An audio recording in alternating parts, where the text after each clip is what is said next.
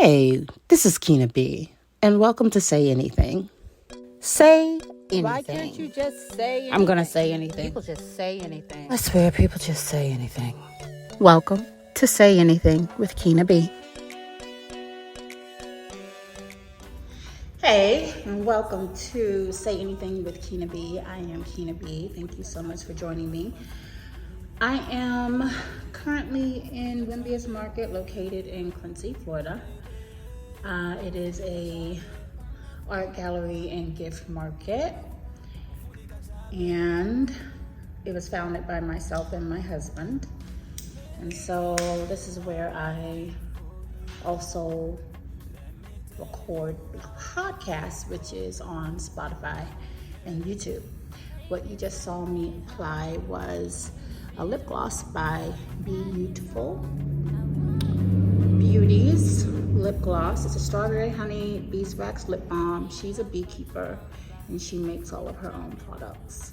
So follow her on Instagram, and I believe she's also on Facebook. She has a website.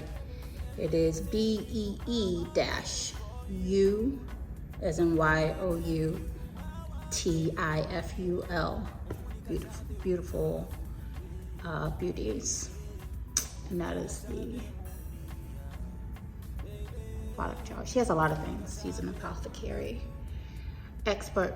So today we are going to be talking about online dating. I get this question a lot, and mainly it's because my husband and I met online, and I'm on live on YouTube, and I am recording for Spotify. So if you see my eyes look up, it's just because I am looking at two different video cameras. But I wanted to talk about this because I get the question a lot. One, how my husband and I met, because he is of Zambian descent. And two, I think there's just a curiosity when it comes to people meeting online. Back in the day, 2008, it was not the most popular thing to do. It was just beginning. It was like the age of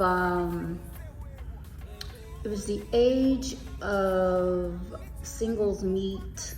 I don't even remember all those apps. It was like so many different apps were coming out, but people were still like really sketchy about meeting people online. It wasn't the most popular thing to do, and individuals were more than likely intimidated by the process because they would literally have to fill out all these different questions, and it was like this online matchmaking basically. But it was still in its infancy, whereas now it has graduated to all different types of apps and platforms that people use in order to find the love of their life or the love of the moment, depending on what they're looking for. I found the love of my life. My husband, Charles, was in South Africa at the time that we actually met online. And the website that we used was some obscure site. It wasn't even it wasn't a popular site, okay? It was an obscure site. And we knew exactly what we were looking for though. Like, I needed someone, because I'm not a small girl, I've never been a small girl. I needed someone who would want to date someone who was of my size, and was okay with weight fluctuations, whether I gained or whether I lost. And he preferred women who look like me. So, including, you just have to start there, find the person that you have a preference for, but don't let that be the only thing that guides you. Okay, so it's like, what's the quickest way to tell this story? We met online. And we've been married 16 years. This was our 16th year. We met in 2008 online. Actually, it was around March that we started messaging each other. And then around April, we were like a month of just messaging each other. And then we graduated to emails, messaging each other through the site itself. And then we graduated to emails, and then emails graduated to telephone, and we even sent letters. Snail mail still worked. And I am a fan of snail mail. I'm a fan of writing things down on paper, seeing how people's handwriting is, exchanging photographs the old-fashioned way. And so that's what we did. We exchanged information and got to know each other slowly yet fast at the same time. And then he got a work visa. He was over in the United States working for an organization, a nonprofit organization in New York for a little while. And while he was here, he came and he visited me. He came down to Florida where I lived at the time, and he visited me and he met my entire family. It just so happened that the week that he visited me, we were having a family reunion, and he came down on Greyhound. This is when Greyhound was really big. So he came from New York down to Florida on the Greyhound bus, and he met me and my entire family, and he spent about a week. I want to say about a week. It was more than 2-3 days. It was a while. And then he went back up to New York, and he continued working, and we continued corresponding via email and text, and we were talking a lot more at that point on the phone. And probably about 2 months after he came to visit, we decided to get married. And then we were married in February of 2009. So it was pretty fast courtship compared to others, but also we met in March online, we married in February. So it was almost a year before we actually tied the knot. I do believe that in the saying that when you find the right one, you know, it doesn't really take a lot to know. Particularly, now, one thing that needs to be acknowledged is that we were older. We were not young. I was 28, 29. He was 33, 32, 33, something like that. There's a 5-year age range between us. I had already been through undergrad and graduate school and had worked a few jobs. He also had been through his initial schooling, although he went back to school once he came back to the US. And he had also worked for over a decade as well, off and on. So we were adults who found each other online. We weren't young 20-somethings figuring it out. We were later in life and had different experiences and had dated other people.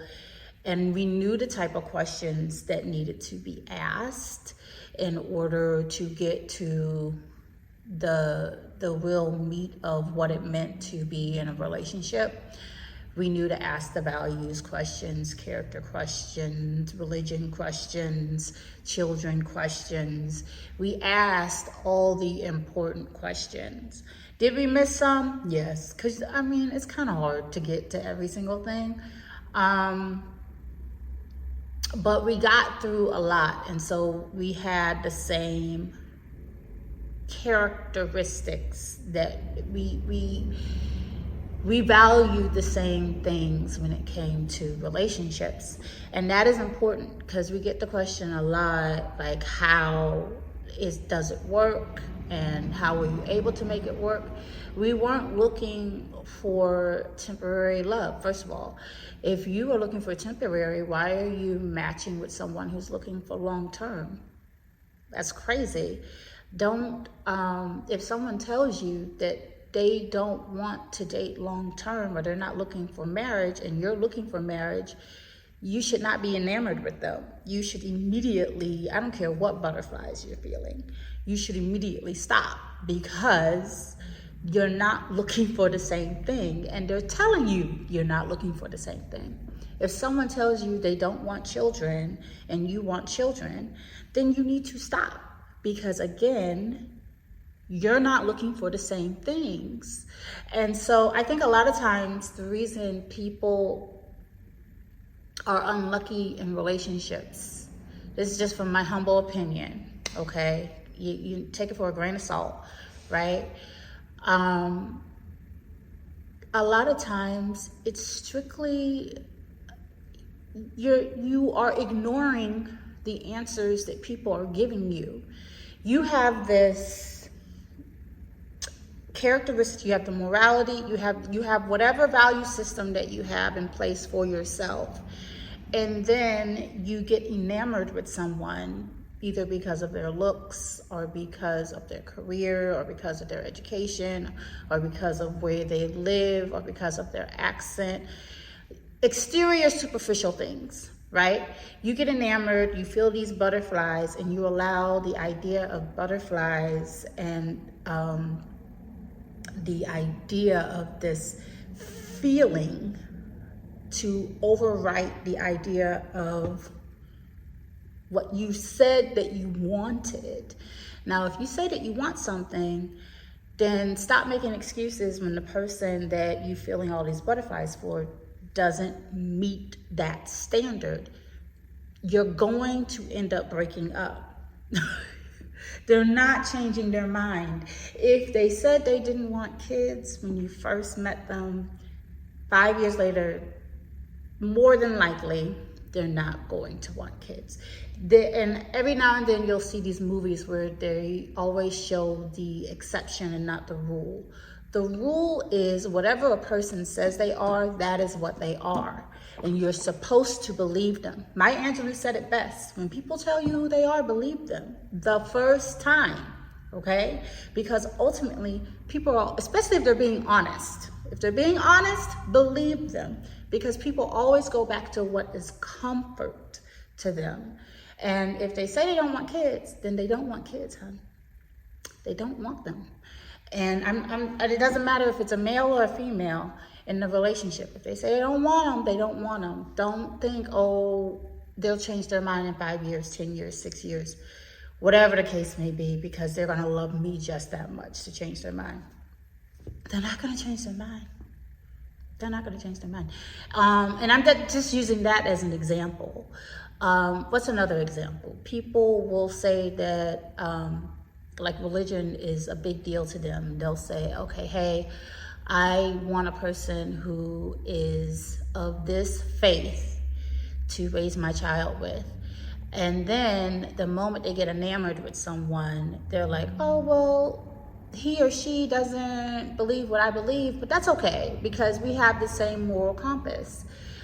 We still have the same moral base. Then the question is, are you going to have a conversation about how you want to raise your potential children in the future? Are you going to have what about when heavy stuff happens? Like, how are you going to be buried when you pass or when you get sick? What is your, you have to go beyond the initial extension, because if you're going to start bending for what you feel are like your top 5 core values, then you might as well bend for everything else. But typically, I think that's where people go wrong. In my humble opinion, they're bending where they should be firm. You have to be firm in those areas. Now, that doesn't mean that people don't change. People do change. And what you are, when you first get together with someone and who you are 16 years later is going to be different. than the beginning. But you are less likely to fight certain battles if you believe a person when they tell you the first time what they want and what they don't want. It's now, if you're just going in there and you're just looking to have a couple of dates and have a little fun and whatnot, then hey, you do you. But if you're serious about marriage and commitment and fidelity, and then you say that to someone and everything that they tell you is like the opposite of what you're into, but you're just in love with what they look like, or you're in love with their bank account, or you're in love with their style, or you're in love with their friend group, or maybe you fell in love with their kid, all of that is a no. You're not in love with the person. You're in love with the aesthetic that comes with the person. And that's a no-no. Don't fall in love with aesthetics. Aesthetics can change. Aesthetics can change. It's just true. That's why you have to actually be in love with a person and like with the person, and know that things can go up and down. Oh, I kind of got a little bit off, but I'm going to say this. If you are looking to find someone, dating online, I'm a firm believer that dating online is the same as dating in person. There is no difference. You have to still ask the same questions. You still have to vet the person to ensure that they are telling the truth. You have to be discerning, and you have to look past the exterior to what is most important to you. Now, if exterior and looks are the only thing that's important to you, if you know, very superficial, just very 1 inch deep type of situation, then hey, whatever floats your boat. But if you're looking for a long-term grounded relationship with someone, then you have to get past the superficial stuff and really get into the seriousness of what it means to be in a relationship, and the type of relationship that you want, and have those conversations. So the style of, I think I said this earlier, but the style that we met under, the style of online, it was an app, but it was also it was like not on the phone. It was mainly on the web, and it was you message the person message back type of situation. And then if you wanted to get to know the person more, you would share your information.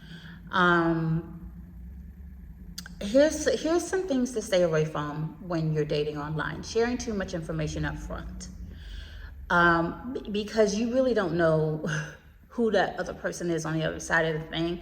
That, you don't know people in real life either. But I actually think that dating online is like a safeguard to putting too much out there, as long as you're using it that way, right? So do not give a person your full address. Like, you shouldn't be meeting, if you decide to meet the person for the first time, do not do it at your house. Do not do it alone. Do not do it without having some safeguards in place, so that you know that you're actually meeting the person that you're think you're meeting. One, you have to trust but verify everything. Trust but verify. And if a person is really telling the truth, they should be willing to let you trust but verify. And again, it depends on what type of relationship you're trying to have. Go beyond the superficial. Go beyond the superficial. You cannot hang your hat on everything about attraction and how a person looks, because that'll lead you down the wrong road every single time. Be honest. Be upfront. Be straightforward. I don't know how many ways I can say the same thing because it'll save you time. Excuse me, my back is itching. It'll save you so much time. I mean, that's also the great thing about being on the internet.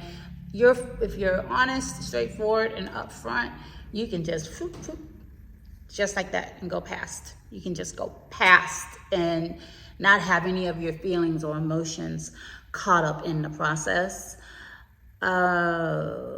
Stay away from the whole soulmate vibes. I would, no, okay? It's just not that. It's lifetime love and commitment is more than vibes.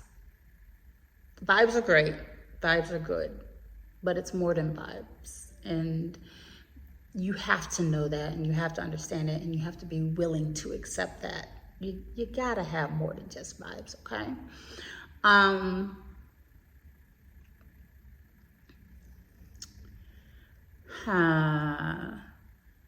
How to deal with rejection, because I did meet other people prior to, I met other people online prior to my husband. Sometimes rejection is mutual, like you just both have an understanding that this is not going to work, and sometimes it's not, like someone rejects you for whatever reason. I'd say just move on and take it as a blessing that the person is willing to acknowledge what they don't want right off the top, instead of stringing you along and hanging on to it. And you as well, just say what it is. I don't believe in ghosting. I think that's rude, unless the person is really disgusting. Like some people you have to ghost because they're degenerate, and they're not taking no for an answer. So that's fine. But if a person is just kind, or, like you're just not feeling them, then just say you're just not feeling them. Like nicely, be like, hey, look, I don't think this is gonna work out for whatever reason. If you want to give a reason, you really don't have to offer a reason. You could just say, hey, I don't think this is going to work out, and move on, right? And that's fine. Rejection is a part of dating, whether it's online or in person. I think it hurts less online because you may not have even met that person to that point than in person. But whatever it is, don't take the rejection. If you are rejected, or you are the person doing the rejecting, don't take it personally. It's not, you guys, it's not, the older you get, the more you realize it wasn't that deep. Really, it wasn't. You just didn't have a connection that you needed. So you take it on the chin and you move on. Because you're looking to find the person that you have a connection with, not this one, you can't put all your eggs there. Like you were looking to find a person that you could really value, and that values you, and accept all of your quirkiness, and accepts all of your charm and your warmth, and the good and the bad, without exception, without trying to change you, all those different things. You want that in your life. You want the person who doesn't want to change you, and you don't want to have to change a person, right? You want to be able to accept them for who they are. And the best way to do that is to move on the moment you find something that does not suit you, like you don't think you could deal with it. Now, I'm not saying be picky though. Some of y'all are just really picky. Like you are picky, like you pick your food, okay? That's not gonna be helpful for you. When dating online, it is so easy to be picky online. You can just find any reason, then swipe and move on. It is very easy. But you are less likely to meet the person if you're terribly picky. Like they have one eyebrow higher than the other. I don't know. That's aesthetics. Like I really hope that you all are not out there finding a reason to dismiss people for other reasons. And if that's the case, you might want to go to therapy to see why it is you're doing that. Also, if you find yourself always picking the wrong type of person, again, therapy is helpful, because at some point It's not them, it's you, because you keep picking the same type of person. And you have to understand that they're not finding you, you're finding them too, right? And so whatever is going on inward has to be adjusted to fix what you're attracting outward.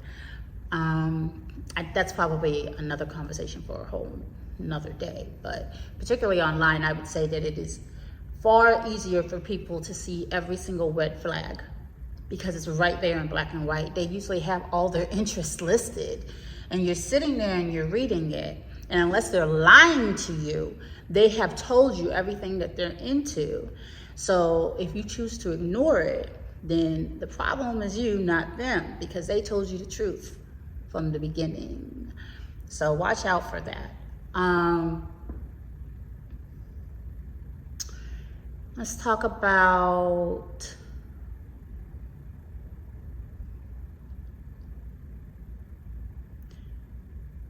I don't know about the whole green flag, red flag mindset thing. I hear about it a lot. And here's the thing. You know what's good for you and what isn't. I think people know ultimately what is good for them and what isn't. Just like you know 4 cups of ice cream are bad, and that we should have more greens in our life for salads and grains and fruits and vegetables. We know this. We know that you can't eat fast food every day.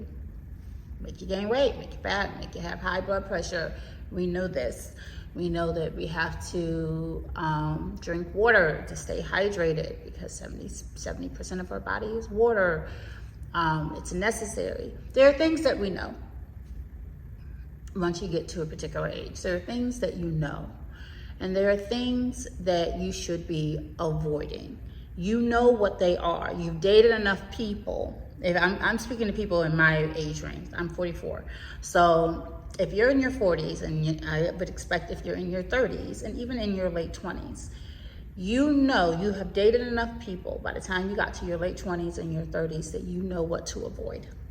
You know yourself a little bit more. You may not know yourself completely, but you have an understanding of the things that you fall for and the things that you need to avoid. At least you know what you should avoid. You know what it looks like, okay?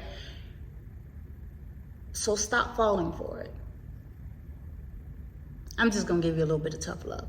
Stop putting yourself in the situation that you know you should avoid. You know that woman is lying to you. You know that man has somebody else on the side.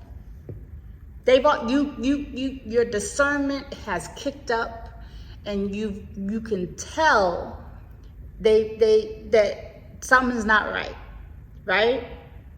But then you continue to pursue it for whatever reason. Just stop. Okay, stop. You can stop. You can literally just say, hey, look, I don't think this is gonna work out, and move on to the next. Whether you met them online or whether you met them in person, okay? You do not have to pursue a relationship with a person out of niceness, out of politeness, or out of kindness. I free you from that. You do not have to see if there's something else. You can say no. I free you from the idea that you have to give somebody a chance. You do not. You can move on. You really can.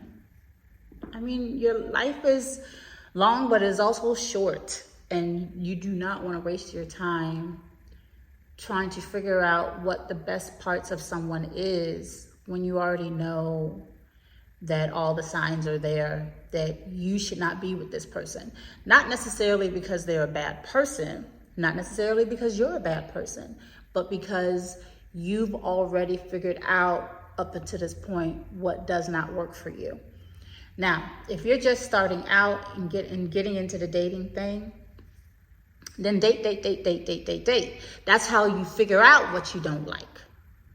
You have to just go out there and date a lot, date different types of people, figure out what you don't like, so that by the time you get to your late 20s or early 30s or even your 40s, you are able to have a lot more discernment when it comes to picking, whether it's online or in person. Okay? So that is the show for today. If you enjoyed it, please like, subscribe, share, and follow. And I invite you to come out to Wimbia's Market in Quincy, Florida, 23 North Madison Street, and check out my art, which is behind me, and check out the art of others. We have several artists in this space, and we have events all the time. Go to wimbiasmarket.com and check out the events that we are having that are coming up.